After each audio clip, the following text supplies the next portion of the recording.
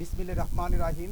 কোয়েল আদর্শ ডিগ্রি কলেজের পক্ষ থেকে অনলাইন ক্লাসে তোমাদের শুভেচ্ছা ও স্বাগত। প্রিয় শিক্ষার্থী বন্ধুরা, এই মহা দুর্যোগের সময়ে গণপ্রজাতন্ত্রী বাংলাদেশ সরকারের নির্দেশনা অনুযায়ী আমরা যারা ঘরে অবস্থান করছি অথবা আমরা যে যেখানে আছি সামাজিক দূরত্ব মেনে চলব এবং স্বাস্থ্যবিধি মেনে চলব, এই আমাদের প্রত্যাশা। গণপ্রজাতন্ত্রী বাংলাদেশ সরকার এই অবস্থার মধ্যেও শিক্ষা মন্ত্রণালয়ের মাধ্যমে প্রত্যেকটি শিক্ষা প্রতিষ্ঠানে যে অনলাইন ভিত্তিক শিক্ষা কার্যক্রম চালু করার প্রজ্ঞাপন জারি করেছেন, তাতে আমরা সাধুবাদ জানাই। কোয়েল আদর্শ ডিগ্রি কলেজ তারই ধারাবাহিকতায় এই অনন্য আয়োজনে তোমাদের শুভেচ্ছা ও স্বাগত।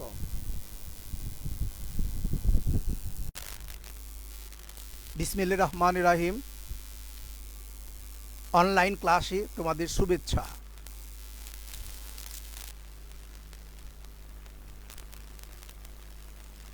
আমি মোহাম্মদ হাফিজুর রহমান, সহকারী অধ্যাপক, ব্যবস্থাপনা বিভাগ, কোয়েল আদর্শ ডিগ্রি কলেজ, তানুর, রাজশাহী। অনলাইন ভিত্তিক ক্লাসে তোমাদের আবারও শুভেচ্ছা ও স্বাগতম। আজকের বিষয় সংগঠন ও ব্যবস্থাপনা, শ্রেণী দ্বাদশ, অধ্যায় প্রথম। নিম্নের ছবি দেখো এবং বলো কি দেখতে পাচ্ছ। তোমরা দেখতে পাচ্ছ লেখা আছে প্রিন্সিপাল অফ ম্যানেজমেন্ট, একটি বইয়ের নাম। যে প্রিন্সিপাল অফ ম্যানেজমেন্ট বইয়ে সমস্ত ব্যবস্থাপনার বিষয়াদি এর ভিতর সন্নিবেশিত আছে। এরপরে দেখতে পাচ্ছ কি ব্যবস্থাপনা ধারণা, ইংরেজিতে বলে কনসেপ্ট অফ ম্যানেজমেন্ট। আমরা গত ক্লাসে ব্যবস্থাপনা ধারণা সম্পর্কে আলোচনা করেছিলাম, তোমাদের হয়তো মনে আছে। তবুও তোমাদের জ্ঞাতার্থে আবার একটু রিভিউ করে নিচ্ছি। ব্যবস্থাপনা ইংরেজি প্রতিশব্দ ম্যানেজমেন্ট। ব্যবস্থাপনা বিশারদদের মতে ম্যানেজমেন্ট শব্দটি ইতালীয় ম্যানেজেরিয়া শব্দ থেকে উৎপত্তি হয়েছে। এর অর্থ to train up the horse, অর্থাৎ অশ্বকে প্রশিক্ষণ করে তোলা। আবার অনেকে মনে করেন ম্যানেজমেন্ট শব্দটি ফরাসি ম্যানেজার বা ম্যানেজি শব্দ দুটি থেকে এসেছে। ম্যানেজার শব্দের অর্থ পরিবার পরিচালনা করা, to direct a household, এবং ম্যানেজার শব্দের অর্থ পথ প্রদর্শন করা, অ্যান অ্যাক্ট অফ গাইডিং। আধুনিককালে ব্যবসা জগতে ব্যবস্থাপনা শব্দটি কর্মীদের প্রশিক্ষণ দিয়ে প্রতিষ্ঠানের উদ্দেশ্য অর্জনে পরিচালিত করার অর্থে ব্যবহার করা হয়।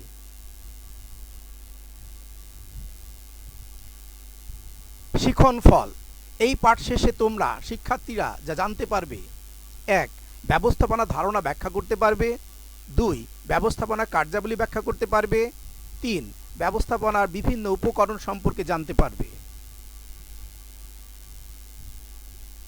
নিচের ছবিটি ভালো করে দেখো কি দেখতে পাচ্ছ। তোমরা দেখতে পাচ্ছ যে একটি কর্পোরেট অফিসে কিছু কর্মচারী বৃন্দ তাদের নিজেদের ভেতরে আলোচনা এবং সলা পরামর্শ করছে।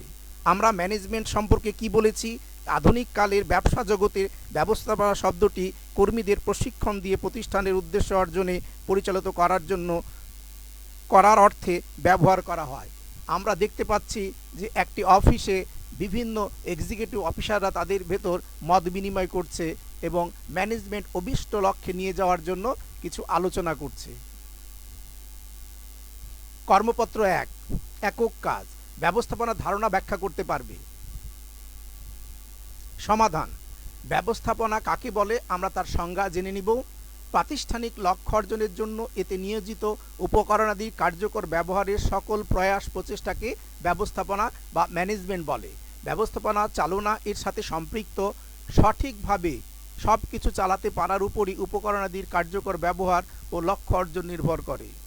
একটা প্রতিষ্ঠানে দুই ধরনের উপকরণ থাকে: এক মানবিক, দুই বস্তুগত। মানবীয় উপকরণ বলতে মানুষ বা জনশক্তিকে বোঝায়, আর ব্যক্তিগত উপকরণ বলতে যন্ত্রপাতি, কাঁচামাল, অর্থ, বাজার ও পদ্ধতিকে বোঝানো হয়ে থাকে। ছবিটি ভালো করে দেখো কি দেখতে পাচ্ছ। হ্যাঁ, তোমরা ঠিকই দেখেছো। এটা একটা গার্মেন্টস ফ্যাক্টরির আভ্যন্তরীণ দৃশ্য। এখানে মানুষ আছে, এখানে মেশিন আছে, এখানে র ম্যাটেরিয়ালস কাঁচামাল আছে, সমস্ত কিছু কাজ করে অভীষ্ট লক্ষ্য নিয়ে যাওয়ার অর্থই যে ব্যবস্থাপনা, এই ছবিতে তা ভালোভাবে পরিস্ফুটিত হয়েছে। কর্মপত্র 2, জোড়াই কাজ, ব্যবস্থাপনার কার্যাবলী ব্যাখ্যা করতে পারবে। ব্যবস্থাপনা প্রক্রিয়া কার্যাবলী নিম্নে দেখানো হলো: পরিকল্পনা, সংগঠন, কর্মী সংস্থান, নেতৃত্বদান, নির্দেশনা, প্রেষণা, সমন্বয় সাধন ও নিয়ন্ত্রণ। এবার আমরা এর একটি বিষয় নিয়ে আলোচনা করব। প্রথমেই আছে পরিকল্পনা, ইংরেজিতে বলে প্ল্যানিং। ব্যবস্থাপনা প্রক্রিয়া সর্বপ্রথম ও মূল কাজ হচ্ছে পরিকল্পনা প্রণয়ন। প্রতিষ্ঠানের কাঙ্ক্ষিত উদ্দেশ্য অর্জনের জন্য ভবিষ্যতে প্রতিষ্ঠানে কি কাজ করা হবে, কে করবে, কিভাবে করা হবে, কখন করা হবে, এসব বিষয়ে আগে থেকে সিদ্ধান্ত নেওয়াকে পরিকল্পনা প্রণয়ন বলা হয়। অর্থাৎ পরিকল্পনা হচ্ছে কোনো কিছু শুধু করার আগে সে বিষয় চিন্তা করে কাজের রূপরেখা তৈরি করা। এর পরের যে বিষয়টি দেখতে পাচ্ছ কি দেওয়া আছে, সংগঠন, সংগঠিতকরণ, ইংরেজিতে বলে অর্গানাইজিং। প্রতিষ্ঠানের কার্যাবলী ও উপকরণাদি চিহ্নিত করে প্রকৃত অনুযায়ী বিভিন্ন বিভাগ, উপবিভাগ বিভক্তকরণ, যোগ্যতা ও দক্ষতার আলোকে কর্মীদের দায়িত্ব ও কর্তৃত্ব নির্ধারণ এবং কর্মীদের পারস্পরিক সম্পর্ক নির্ধারণ করাকে সংগঠিতকরণ বা সংগঠন বলা হয়। অর্থাৎ পরিকল্পনা বাস্তবায়নের জন্য প্রয়োজনীয় বস্তুগত ও অবস্তুগত উপকরণ ও সম্পদের সমন্বয় হলো সংগঠিতকরণ বা সংগঠন। এরপরে আছে আমাদের দেখতে পাচ্ছ কর্মী সংস্থান, ইংরেজিতে বলে স্টাফিং। প্রতিষ্ঠানের প্রয়োজনীয় কর্মীর সংখ্যা ও প্রাপ্তির উৎস নির্ধারণ, সংগ্রহ, নির্বাচন, নিয়োগ, প্রশিক্ষণ, উন্নয়ন, মূল্যায়ন, পারিশ্রমিক নির্ধারণ প্রভৃতি কাজ করার প্রক্রিয়াকে কর্মী সংস্থান বলে। অর্থাৎ একটি প্রতিষ্ঠানের কর্মী সংক্রান্ত যাবতীয় কাজকে কর্মী সংস্থান বলা হয়। এরপরে কি আছে, নেতৃত্ব দান, ইংরেজিতে বলে লিডিং। কর্মী বা সদস্যদের প্রভাবিত করে তাদের সম্ভাব্য সর্বাধিক সামর্থ্য কাজে লাগানোর কৌশলকে নেতৃত্ব বলে বা লিডিং বলে। নেতৃত্ব হলো কর্মী বা অনুসারীদের লক্ষ্যের দিকে এগিয়ে নেওয়ার কৌশল। এরপরে দেখো কি আছে, নির্দেশনা, ডাইরেক্টিং ইংরেজিতে বলে। কর্মী বা অধীনস্থদের কাজ সম্পর্কে অবহিতকরণ, আদেশ নির্দেশ দান, পরামর্শ দান, প্রয়োজনীয় তত্ত্বাবধান, গতিশীল নেতৃত্বের মাধ্যমে পরিচালিত করার প্রক্রিয়াকে নির্দেশনা বলে। অর্থাৎ নির্দেশনা হলো কর্মীদের করণীয় সম্পর্কে জানানো। এর পরের যে বিষয়টি আসছে প্রেষণা, ইংরেজিতে বলে মোটিভেশন। যে ব্যক্তি যে প্রক্রিয়ায় নির্বাহীরা অধস্তন কর্মীদের কার্যক্ষমতার পূর্ণ ব্যবহারের লক্ষ্যে কাজের প্রতি তাদের উৎসাহ উদ্দীপনা তৈরি করেন তাকে প্রেষণা বলে। এটি ব্যবস্থাপনার একটি মনস্তাত্ত্বিক কাজ যা কর্মীদের কাজের প্রতি ইচ্ছা, আগ্রহ, কর্মশক্তি এবং উদ্দীপনা বাড়িয়ে থাকে। এতে কর্মীরা সর্বোচ্চ আন্তরিকতার সাথে কাজ সম্পাদন করে থাকেন। এর পরের বিষয়টি কি আসছে, সমন্বয় সাধন, ইংরেজিতে বলে কোঅর্ডিনেশন। প্রতিষ্ঠানের লক্ষ্য অর্জনের জন্য এর বিভিন্ন বিভাগ, উপবিভাগ, ব্যক্তিক প্রচেষ্টা, ঐক্য, সামঞ্জস্য, ভারসাম্য সৃষ্টি করার প্রক্রিয়াকে সমন্বয় সাধন বলে। ব্যবস্থাপনার কার্যাবলী বাস্তবায়িত হলেও বিভাগীয় কর্মীদের বিভিন্ন কাজের মধ্যে অসামঞ্জস্য দেখা দিতে পারে। এদের মধ্যে ঐক্য তৈরির জন্য গৃহীত বিভাগীয় কর্মীদের বিভিন্ন কাজের মধ্যে অসামঞ্জস্য দেখা দিতে পারে। পদক্ষেপকেই সমন্বয় সাধন বলা হয়। সমন্বয়ের মাধ্যমে মতানৈক্য দূর করে সব বিভাগের মধ্যে সহযোগিতা, সমঝোতা এবং ভারসাম্য প্রতিষ্ঠা করা হয়। এরপরে আসছে নিয়ন্ত্রণ, ইংরেজিতে বলে কন্ট্রোলিং। নিয়ন্ত্রণ ব্যবস্থাপনা প্রক্রিয়ার সর্বশেষ ধাপ। পরিকল্পনা অনুযায়ী কাজ সম্পাদিত হচ্ছে কিনা তা পর্যবেক্ষণ করে কোনো বিচ্যুতি বের হলে তার কারণ নির্ণয়, প্রয়োজনে সংশোধনমূলক ব্যবস্থা নেওয়ার প্রক্রিয়াকে নিয়ন্ত্রণ বলে। এক্ষেত্রে গৃহীত ব্যবস্থাপনা বা পদক্ষেপগুলো হলো আদর্শ মান নির্ধারণ, প্রকৃত কার্যফল নিরূপণ, আদর্শ মানের সাথে প্রকৃত কার্যফলের তুলনা, বিচ্যুতি বা পার্থক্য নির্ণয়, বিচ্যুতি থাকলে তার কারণ নির্ণয় এবং প্রয়োজনে সংশোধনমূলক ব্যবস্থা নেওয়া, নিয়ন্ত্রণের মাধ্যমেই পরবর্তী পরিকল্পনার সংশোধন হয়ে থাকে।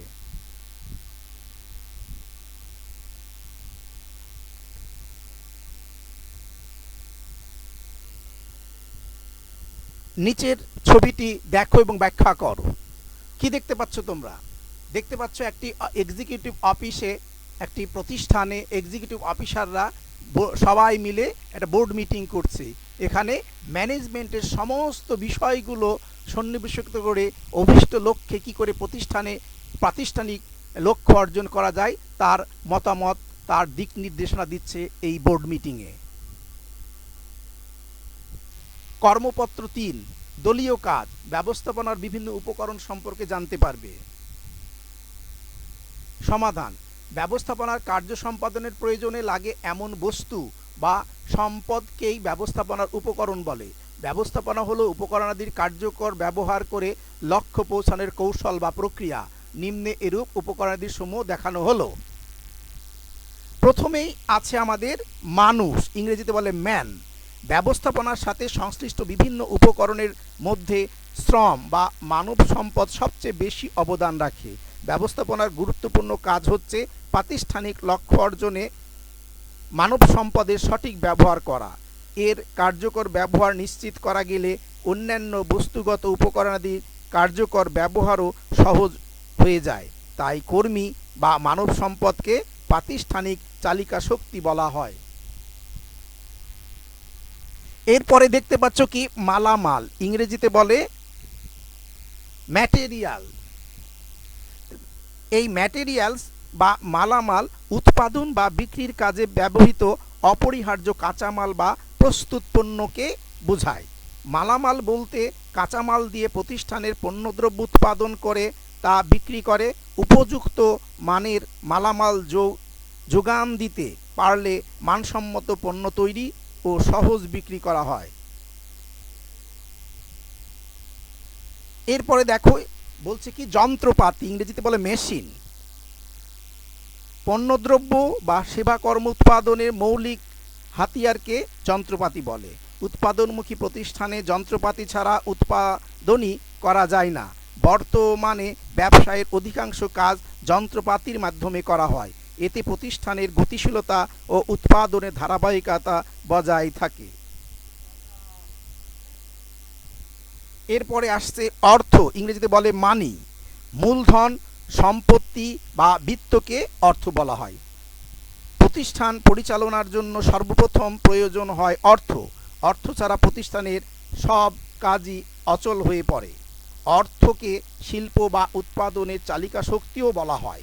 এটিকে প্রতিষ্ঠানের মূল উপাদান বা জীবনীশক্তিও বলে। তাই প্রয়োজনীয় অর্থ সংগ্রহ এবং এর কার্যকর ব্যবহার প্রতিষ্ঠানের জন্য অত্যন্ত গুরুত্বপূর্ণ।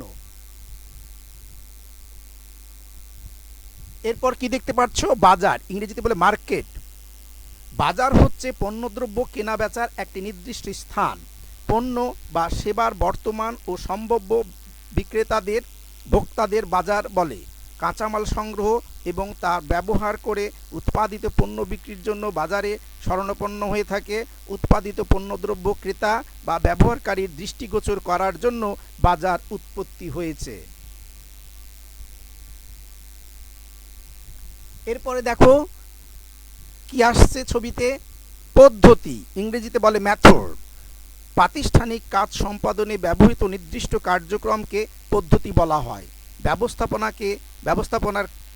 ব্যবস্থাপনাকে কাজ সম্পাদনের একাধিক বিকল্প পদ্ধতি থেকে সবচাইতে কার্যকর পদ্ধতি চিহ্নিত করে তার প্রয়োগ নিশ্চিত করতে হয়। তাছাড়া পরিবর্তনশীল পরিস্থিতি মোকাবেলার জন্য ব্যবস্থাপনাকে সবসময় নতুন পদ্ধতি উদ্ভাবন, প্রয়োগ ও উন্নয়ন করতে হয়।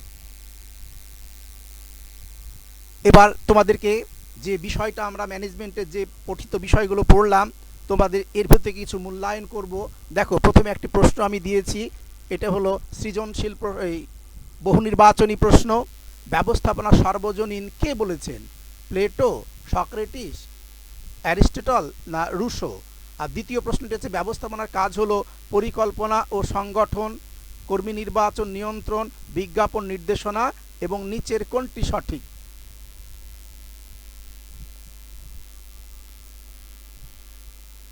উত্তর হবে, দেখো, প্রথম বহুনির্বাচনী প্রশ্নের ব্যবস্থাপনা সার্বজনীন কে বলেছেন?